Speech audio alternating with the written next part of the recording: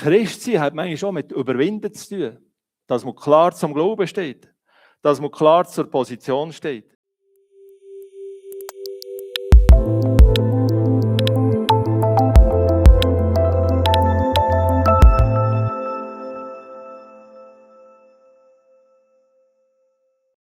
Ja, eben der Vorname wisst ihr.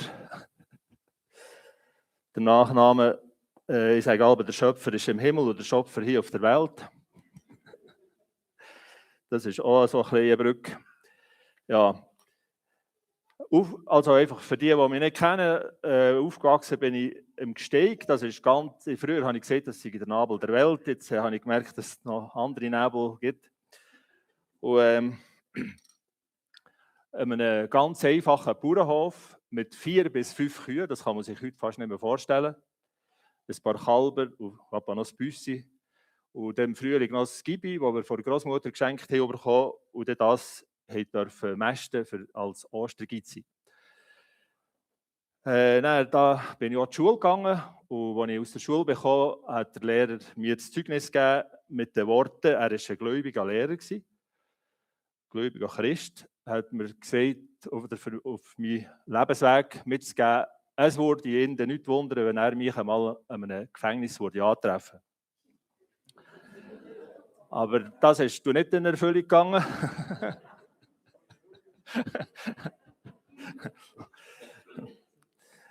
Weil ich bin nachher, als ich aus der Schule bin, im Sommer geholfen, dem Vater den Stall umbauen und dann bin ich ins Welschland und da bin ich zum Glauben gekommen. Und das war halt nichts vom Gefängnis. Gelernt habe ich eigentlich nichts Besonderes, sage ich alle. Ich habe Böstler gelernt, aber ich habe ohne Architekt und ohne Kran ein Haus bauen.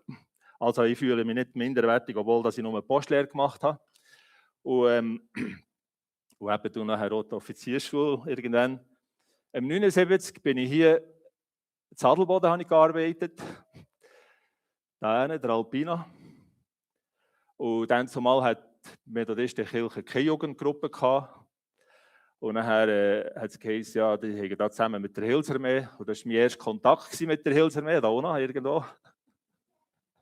Oder also, der erste Kontakt ist zu Bern vor dem Löbecken, aber wo ich auf der Schanzenpost gearbeitet habe. Aber der richtige Kontakt, wo man ist quasi Anlass dabei war hier.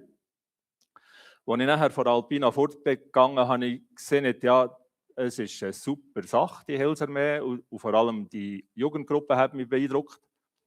Aber für mich ist das nichts. Weil Alkohol und Kleider. Ja, und nachher ist auch nicht lang gegangen, bin ich Mitglied von der Hilfsarmee. Das heisst, ja, eben du meine Frau noch gelernt kennen, die wird heiraten im 81. Und im Herbst haben wir nachher geheiratet mit der Hilfsarmee. Und zuerst haben wir gemeint, es gäbe kein Kind. Und nachher, Gott hat es geschenkt. Nach 5 Jahren haben wir das erste Kind in den Händen haben. Aber im Nachhinein müssen wir sagen, Gott hat es so wunderbar geführt, weil wir ohne Kind die Offiziersschule machen konnten. Und das war irgendwie eine Erleichterung wieder mit Kind. Weil wir sind dann so ein bisschen der Brücke zwischen den Heiraten, die Kinder hatten, und diesen Ledigen. Ja, dass wir Offizier waren, stimmt nicht ganz. Also wir sind schon Offizier geworden, aber wir haben irgendwie, also ich habe quasi ein bisschen gemeint, mal in die Mission zu gehen. Aber nachher habe ich einfach gespürt, ich möchte nicht einfach von einer Organisation ausgesendet werden, sondern ich möchte von der Gemeinde, von einer Hilfsarmee-Gemeinde ausgesendet werden. Und so haben wir das Leben lang versucht, im Saanenland eine Gemeinde zu bauen. Und leider gibt es die in der Zwischenzeit nicht mehr. Und ich bin noch nicht der Mission. Und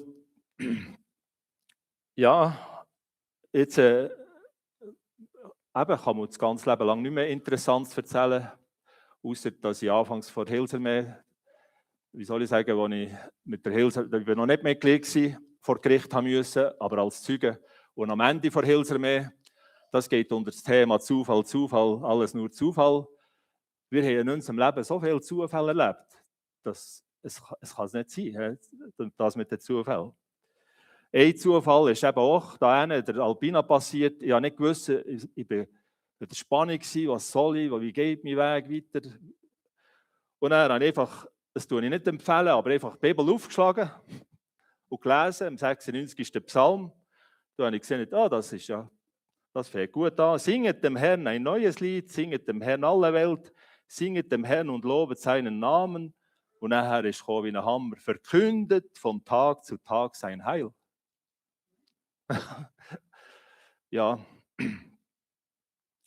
es ist ein Zufall. Und nachher ist es eben weggegangen, bis wir uns angemeldet haben. Wir haben vielmals auch Bewahrung erlebt, aber was wir über allem können sagen, es ist Gnade, Gnade und nochmal Gnade. Es ist nicht als Gnade, was wir erleben dürfen und dass wir noch dürfen im Glauben sein. Und ja, habe ich so ein bisschen mir gut vorgestellt. Oder sonst könnt ihr ja dann nachher noch fragen. Also, eben, wir haben nachher 4 Kinder bekommen. Das Älteste ist jetzt schon 40-jährig.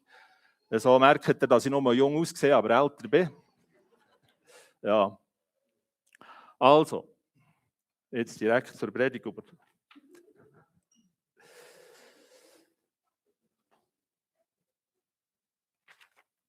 Oh, das ist eben. Ja, das Alter sei herausfordernd, auch dass man muss lernen umgehen, dass man eben noch so ein Ding braucht.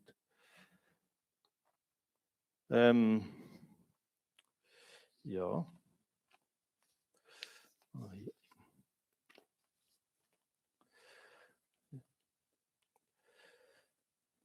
Ja, wir haben viel Schönes und viel Lustiges erlebt in unserem Leben, aber natürlich auch anders. Wir sind Zeugen geworden von ganz traurigen Sachen. Und in der letzten Zeit für jeden, der hier ist schon noch ein bisschen happig losgegangen das Jahr mit dem Brand in Montana, wo es 41 Tote hat gegeben. Nachher 3 Monate später, knapp 3 Monate später in Kerzers 6 Tote bei dem Postauto. Nachher die Gondel, die der Haar ist gekippt, in Engelberg. Dann der Krieg vor der Ukraine, der jeden Tag in den Medien kommt. Und wir sind ja heute in der Lage, gewisse Filme zu schauen. Und das ist also schon himmeltraurig, was da alles passiert. Der Krieg in Iran. Aber auch persönlich ist einiges gegangen in der letzten Zeit bei mir. Zum Beispiel habe ich einer Frau, die so ein bisschen muss schauen, wie sie ins Leben kommt. Sie ist gläubig, aber sie geht nicht in eine Gemeinde, sie geht nie in einen Gottesdienst. Dort tut man manchmal helfen. Und dann hat sie gefragt, ob ich einen Melkrock noch hätte von meinem Brockenstube-Zeug. Und wir haben ja Brockenstube eben auch noch gehabt, um uns zu finanzieren. Weil wir zu klein waren. Und dann habe ich tatsächlich noch einen Melkrock gefunden oder irgendwie sogar bekommen. Und dann habe ich da gesagt, hey Gina, sie können den reichen. Sie ist ihn nicht reichen. Ich habe wieder gesagt, er wäre parat. Ich wollte ihn bringen. Ja, jetzt gehe ich es nicht, sie sind nicht da. Weil ich mache den manchmal einen Besuch, sie hat einen Freund. Und ist eben alleinerziehend, hat einen Sohn. Sie hat natürlich den Melkrock nicht für sich, sondern für den Sohn. Und ich kann noch sagen, so mit der Zeit, so nach einem halben Jahr oder mehreren Monaten, wo der Melkrock in meinem Büro ist, kommt er immer langsam auf den Wecker. Also nicht, dass ich etwas gegen Melkröcke habe, aber einfach irgendwie, da fragt jemand, ob ich etwas hätte, aber er hat nicht das Interesse, es zu reichen. Eine andere Frau, die psychisch Probleme hat, haben wir sehr viel Kontakt. Die hat schon x Seelsorger durchgelassen. Sie verlangt von diesen Seelsorgern zum Teil, dass sie das Handy offen lassen, dass sie mithören kann. Ganz komisch. Und ich kann gar nichts. Sie ist nicht einmal von ihrem Studio vor die Tür gegangen oder höchstens vor die Tür, aber nie irgendwie weiter. Es ist immer eingekauft worden. Alles gegen die anderen müssen machen. Dann hat sie mich gebeten, ob ich sie beim Sozialdienst anmelden. Das habe ich gemacht. Ich wollte zurückrufen, das ging gar nicht mehr. Man müsse direkt beim KESB. Dann habe ich ihr anrufen, dann war es besetzt. Und dann, als ich es endlich verwünsche, sagt sie, ja, sie hat jetzt auch angerufen, dass sie sich angemeldet. Also sie hat jetzt dem Sozialdienst auch angemeldet. angerufen. Also für die gegebene Mühe.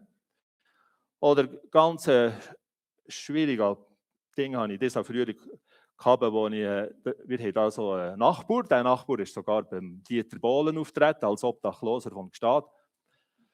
Und der hat er natürlich gebraucht, für seine Einschaltquoten zu erhöhen. Er ist tätowiert bis hier, hat eine Jugend gehabt, himmeltraurig, kann man auch sagen. Aber jetzt, sein Leben ist auch nicht ganz super. Und dann habe ich gesehen, für ihn zu zeigen, dass ich ihn wertschätze, habe ich ihn erstens einmal immer freundlich gegrüßt. Manchmal haben wir berichtet, er hat seine Ideen, aber die habe ich stehen. Habe ich ihn dann manchmal eingeladen, für etwas zu trinken in ein Restaurant. Das habe ich gemacht. Nachher sind wir eben, aber ich muss zugeben, ich habe mich nicht gewagt, im Saanenland mit dem etwas zu trinken, weil es gibt sehr viele Menschen, die sehr aggressiv auf den reagieren. Ich gehe auf den Golden Moss, da sind wir etwas trinken, einen schönen Abend gehabt. Haben da Verschiedenes diskutiert, zum Beispiel über einen Luchs. Und da habe ich eben meine Meinung. Und habe die auch gesagt, er hat sogar den Namen gewusst von Emu. Das habe ich schon gewusst. Da ist einmal ein Luchs geschossen worden und dann ist das Bändeli am MOB-Wagen angemacht worden. Sprich, der Luchs der ist nachher von Montre bis zu Eisem immer hin und her und hin und her. Und er hat sogar gewusst, wer das Bändeli an dem MOB-Wagen gemacht hat. Und er das war am Freitag, am Sonntag habe ich nachher mein erstes Dörftürchen gemacht. Und als ich zurückkomme, ruft er da schon über den Rasen, komm gerade mal da, komm gerade mal zu mir. Und nachher habe ich gesehen, ja, zuerst wollte ich mal anfangen, noch den Helm so abziehen, habe mich ein bisschen abgezogen, bin durchgezogen. Er müsse mir etwas zeigen. Dann bin ich da ins Studio und dann hat er mir das Bild, guck, das Bild da. Das war ein Luchsbild, also ein gemahlenes. Das habe ich gekauft für 200 Franken. Und ich habe jetzt gestern oder vorgestern eben auch gegen den Luchs, er kann nur sagen, der Luchs war eher da als der Mensch. Und nachher, das Lustige war noch, er hatte gerade eine neue Flamme in Winterthur, ich hätte ihn zügeln sollen. Und der Nachbar hat mir gesagt, der zahle ich mir sogar das Benzin, wenn ich ihn zügle. Und dann habe ich gesagt, Mittwoch oder Donnerstag, eben, ich weiß ja nicht, was machen, oder dann am liebsten einem anderen Montag. Aber jawohl, er wollte Mittwoch gehen. Und dann, das war dann der Mittwoch nachher gewesen. Und dann hat er mir da wüst gesagt, und da habe ich mir so gesagt, ja, er soll einmal dann noch sagen, wenn, dass er dann zügeln. Und bin du gegangen. Aber er hat nie etwas gesehen von zügeln. Aber und dann bin ich zu meinen Heim und die haben dort beschlossen, der ist, glaube ich, schon da Radau machen bei meiner Frau. So. Ja, das sind so Sachen, die man erlebt. Ein Schachkollege hat gesagt, die Welt ist durcheinander. Soweit ich weiß, liest er nicht in der Bibel, aber man kann es ja nicht, wie soll ich sagen, es sieht nur ein Blinder, dass die Welt durcheinander ist.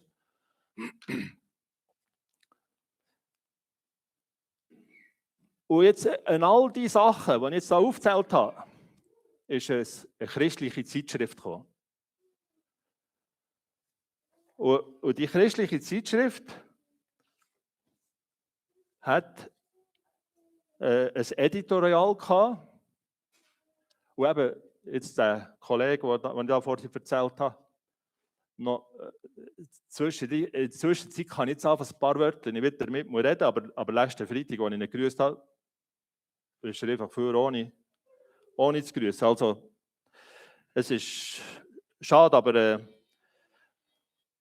und dann habe ich eben das Editorial gelesen und da hat es geheißen, wenn der Herr einst wiederkommt und die Heiligen auferstehen und die Erlösten um den Thron versammelt sind und das Buch geöffnet wird und wenn alle singen Halleluja und die Welt wieder neu wird und Gott uns beim Namen ruft und das Lamm zur Hochzeit kommt, ja, dann lass mich auch dabei sein. Das Lied hat mich in der Situation oder in diesen Situationen, die ich da reingesteckt jetzt in der letzten Zeit, hat mich so geprägt und so angesprochen. Ja, um das geht es doch eigentlich. Sich nicht lassen, ich sage jetzt verrückt machen, sondern ja, dann lass mich auch dabei sein. Um das geht es, dass ich mal dabei sein. Das passt doch gerade wie Pfust auf Zug, wie man manchmal sagt. Nein, man würde gescheiter sagen, wie ein Eierbecher. Das Lied, kommt aus dem Spirituell «Oh when the saints go marching in». Und das war ein Lied, das ich in der Jugend, der Yogi, vielleicht auch hier auch noch, ich weiß nicht, wo wir gesungen haben, aber mich hat es nicht gross angesprochen, weil erstens kann ich nicht wahnsinnig Englisch, zweitens habe ich nicht recht verstanden, was es bedeutet. Aber es gibt es ja auch auf Deutsch. Und jetzt hat das Lied für mich ganz eine andere Bedeutung bekommen. Es hat mich angesprochen. Und das Lied, wenn ihr es googlen oder da am YouTube hören, das geht von der Mallorca-Version bis zu der geistlichen und bis zu der klassischen Version gibt es alles. Aber der Text ist wichtig.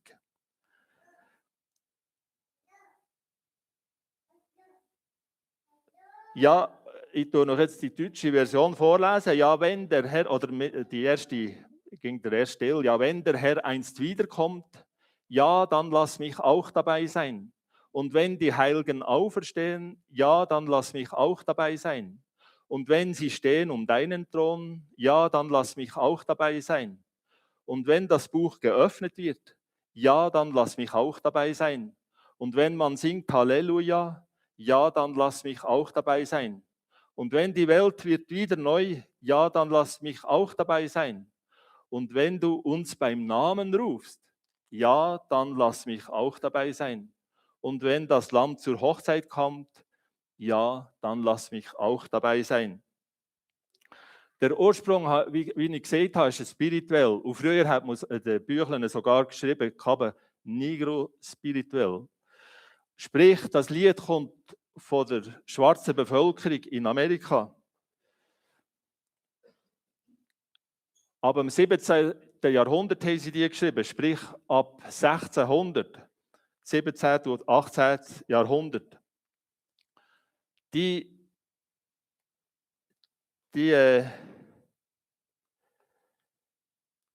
schwarze Bevölkerung, was hätten die da zu Amerika gemacht? Das waren Sklaven. Das bedeutet, nicht bei ganz allen, aber bei vielen oder bei den meisten, sie sind auf brutalste Art und Weise auf das Amerika gebracht worden. Ein Schiff, wo man sich nicht vorstellen kann. Sie sind verkauft worden. Sie sind entführt worden. Sie sind geschlagen worden.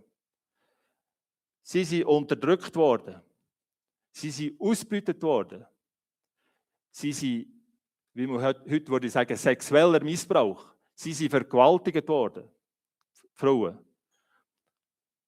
Ein weißer Mann durfte eine Sklavin quasi vergewaltigen, aber wenn es dann umgekehrt war. Bis sie ermordet wurden. Wenn sie nicht da haben, wie der Chef wollte, sind sie zum Teil einfach gerade totgeschlagen worden. Furchtbar, furchtbares Leben. Jämmerlich kann man das nur zusammenfassen. Und diese Menschen singen, ja, wenn der Herr einst wiederkommt, dann möchte ich dabei sein. Wir lernen daraus, es kommt nicht auf die Umstände drauf an. Es kommt darauf an, wie es hier noch ist. Es kommt darauf an, woher mein Blick geht. Ob der aufwärts oder geradeaus oder sogar abwärts geht. Es waren Lieder von der Hoffnung, vom Glauben, vom Vertrauen. Vertrauen, der Gott, der irgendwann das letzte Wort wird sagen. Ja, dann lass mich auch dabei sein. Da hat nicht zählt, ich will noch eine Weiterbildung machen, dass ich ein bisschen mehr verdiene. Oder ja, ich muss noch gucken, wie ich könnte mehr Geld auf die hohe Kante bringen, dass ich könnte eine Weltreise machen.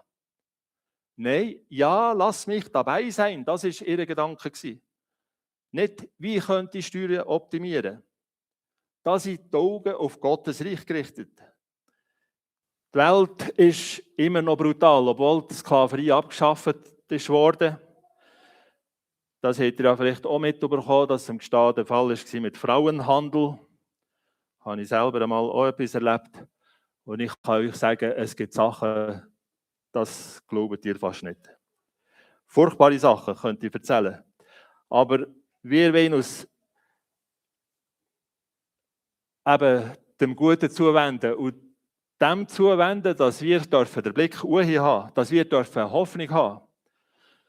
Versteht mich recht, ich will jetzt da nicht so weiter über Selbstbeweihräucherung reden.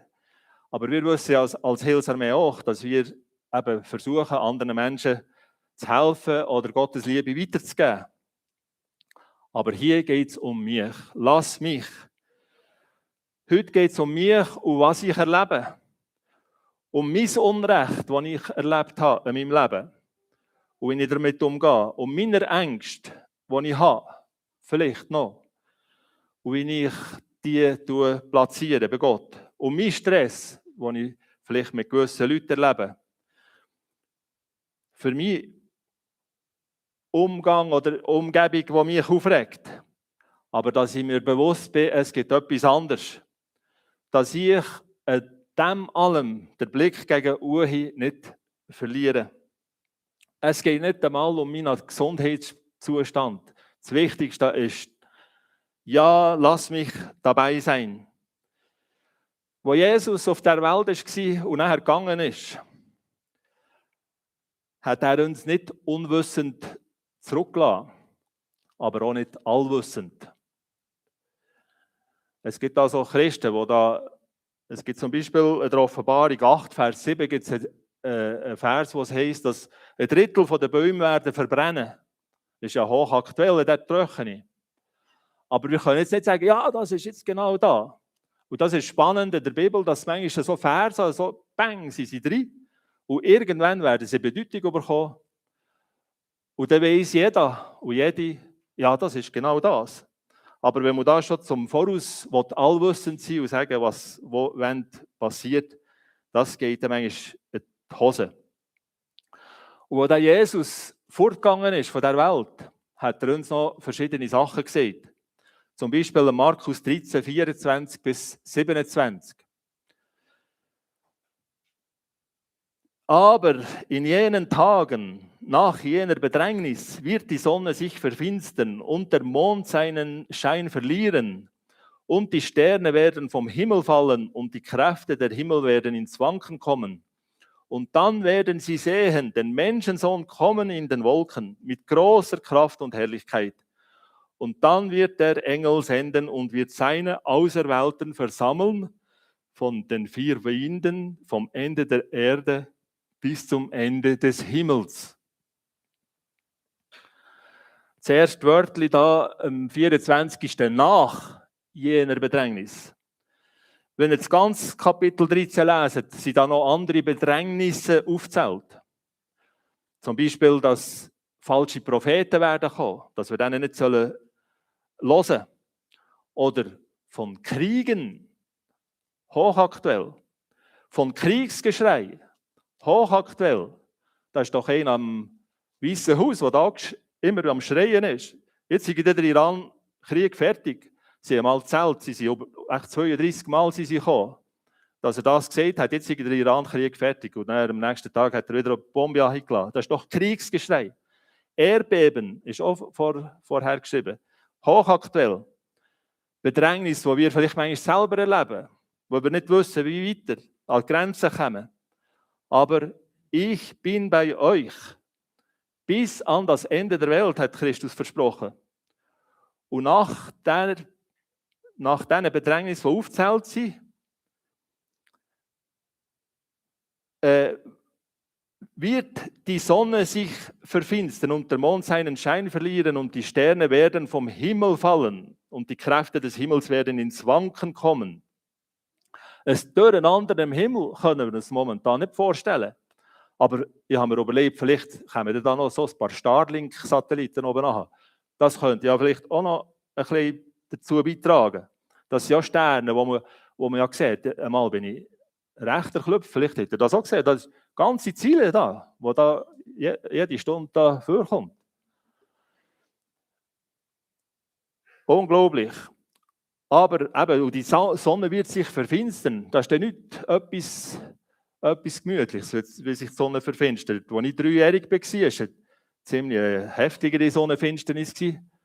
Das mag ich mich noch besinnen. Ich habe es gegoogelt, jetzt bin ich sicher, ich bin 3-jährig und 4 Tage alt gewesen. Da hat der Briefträger das Zündhölzchen anzünden, für zu schauen, ob er die richtige Post uns gibt. Das war so dunkel. Und jetzt mag ich mich noch besinnen, das ist für mich, ich habe Angst gehabt, irgendetwas stimmt da nicht mehr. Wenn die Sonne sich verfinstert, das wird nicht ganz so lustig sein. Und dann werden sie sehen, den Menschensohn kommen in den Wolken. Und nachher, nach dem allem, kommt der Christus. Und auf das warten wir ja. In den Wolken mit großer Kraft und Herrlichkeit. Die ganze Erdkreis wird das sehen. Das wird nicht sein wie da die letzte Sonnenfinsternis, wo einfach ein Streifen auf unserer Welt, wo man die sieht. Die ganze Welt sieht das. Das muss ein unglaubliches Ereignis sein und vor allem für Christen ein wunderbarer Tag. Und dann wird er die Engel senden und wird seine Auserwählten versammeln von den 4 Winden vom Ende der Erde bis zum Ende des Himmels. Ich habe mich gefragt, man hat ja früher da erzählt, dass ich ja noch Russen im Weltraum ausnahm, die sie nicht mehr zurückgebracht haben. Nach der KI soll es nichts geben, außer da haben wir einen gewissen Herr Eugen Schomaker, der seine Asche, Teil von seiner Asche auf dem Mond hat anlegen. Aber wenn der gläubig war, wird der noch von da oben nachher zusammengesammelt.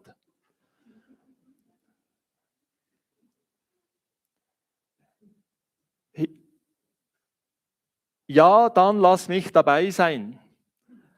Es wird einen Zusammenhang, einen Zusammenzug von den Auserwählten geben. Von überall her, vom Mount Everest her, da sollen 200 Leichen sein da oben, sogar vom Weltraum. Überall her werden die zusammengesammelt. Und der Jesus ist nachher aufgefahren und hat nachher dem Johannes auf der Insel Patmos auch Verschiedenes gesehen, in der Offenbarung 21, 1-4-7. Das ist das zweitletzte Kapitel der Bibel. Und da heißt es, und ich sah einen neuen Himmel und eine neue Erde, und denn der erste Himmel und die erste Erde sind vergangen. Und Gott wird abwischen alle Tränen von ihren Augen. Und der Tod wird nicht mehr sein, noch Leid, noch Geschrei, noch Schmerz wird mehr sein, denn das Erste ist vergangen. Und der auf dem Thron saß, sprach, siehe, ich mache alles neu. Und er spricht, schreibe, denn diese Worte sind wahrhaftig und gewiss. Und er sprach zu mir, es ist geschehen, ich bin das A und das O, der Anfang und das Ende. Ich will dem Durstigen geben von der Quelle des lebendigen Wassers umsonst. Wer überwindet, der wird dies ererben und ich werde sein Gott sein und er wird mein Sohn, meine Tochter sein.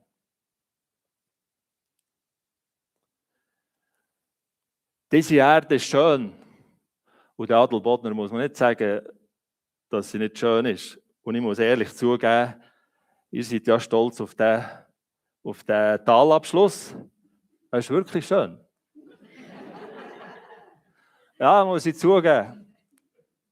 Also, ja, da vorher ein bisschen rausgeguckt, ein bisschen weniger Schnee. Und ich schätze es jetzt da seit dem 79. Das war viel mehr vorher. Und trotzdem macht Gott eine neue Welt, eine bessere Welt, eine schönere Welt.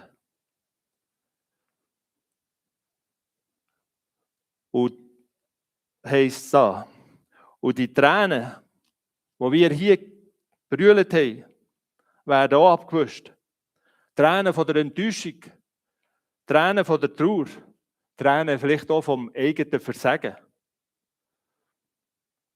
Auch Leid und Geschrei wird es nicht mehr geben. Und das ist doch schön und friedlich. Schöne Aussichten sind das. Aussichten, wo es sich lohnt, festzubleiben im Glauben. Und er sprach zu mir, nein, ich muss weiter vorne am 5. anfangen, und der auf dem Thron saß, sprach, siehe, ich mache alles neu, und spricht, schreibe, denn diese Worte sind wahrhaftig und gewiss. Und er sprach zu mir, es geschehe, ich bin das A und das O, der Anfang und das Ende. Ich will dem Durstigen geben von der Quelle des lebendigen Wassers umsonst. Christen sind durstige Menschen, die Durst nach dem lebendigen Wort. Ja, jetzt auch gerade Durst, aber nach einem anderen Wasser. Aber nach einem höheren Wasser habe ich auch Durst und vor allem durch diesen Text bekommen. Auch bekommen wieder neu.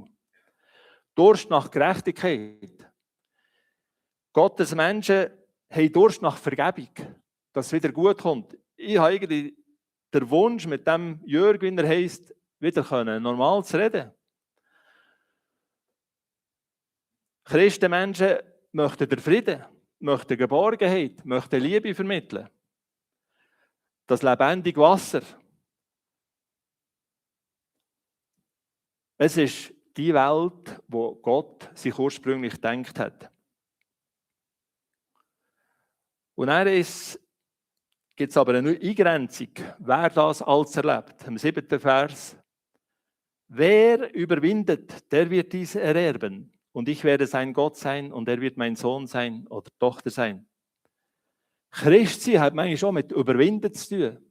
Dass man klar zum Glauben steht. Dass man klar zur Position steht. Es hat mit Überwinden zu tun, wie ein Sportler, der sich muss überwinden muss, wieder das Training zu machen. Oder der sich muss überwinden im Marathon, wenn er da irgendwie bei 35 Kilometer langsam den Hammer überkommt, dass er weiterläuft, bis dass er die gut 42 Kilometer hinter sich hat. Aber es ist auch die Überwindung vom Politiker, der etwas Unattraktives muss vertreten vor dem Volk, wo er auspfiffen wird. Das ist die Überwindung, die wir haben müssen.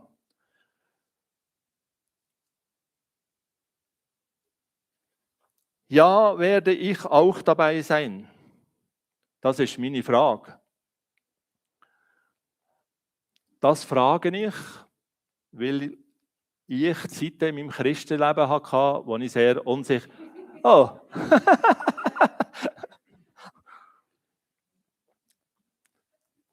Danke vielmals, das ist ja...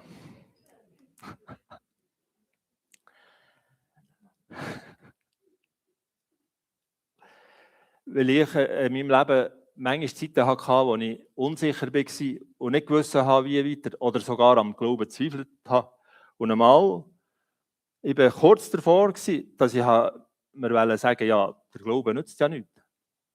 Und dann habe ich gesagt, nein, ich glaube gleich weiter, ich bete gleich weiter. Und Gott hat mich an der Hand genommen und er hat mich eben nicht ein langweiliges Leben geführt. Das ist, ich habe da ein bisschen gelogen wegen meiner Vorstellung. Unglaublich, was das in Zufall passiert, das kann man nicht... Und Sachen, obwohl dass wir ja menschlich gesehen gescheitert sind, wir haben keine Gemeinde mehr und so, aber ich weiss, Gott hat mich gleich in der Hand, Gott hat es so geführt. Und darum stelle ich heute die Frage, ja, darf ich dabei sein? Bin ich sicher, dass ich dabei bin? Oder bin ich sogar unsicher?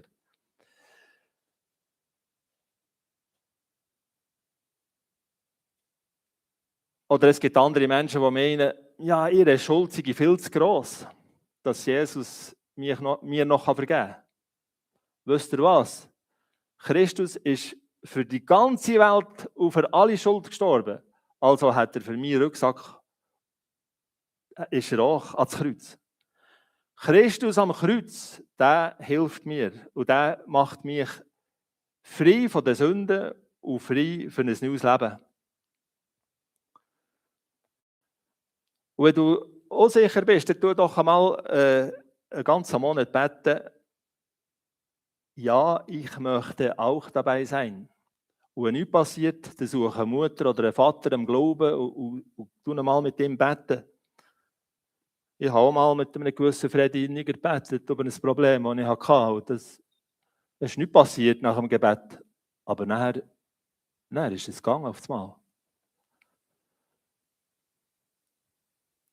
Ja, wenn der Herr einst wiederkommt, ja, dann lass mich auch dabei sein.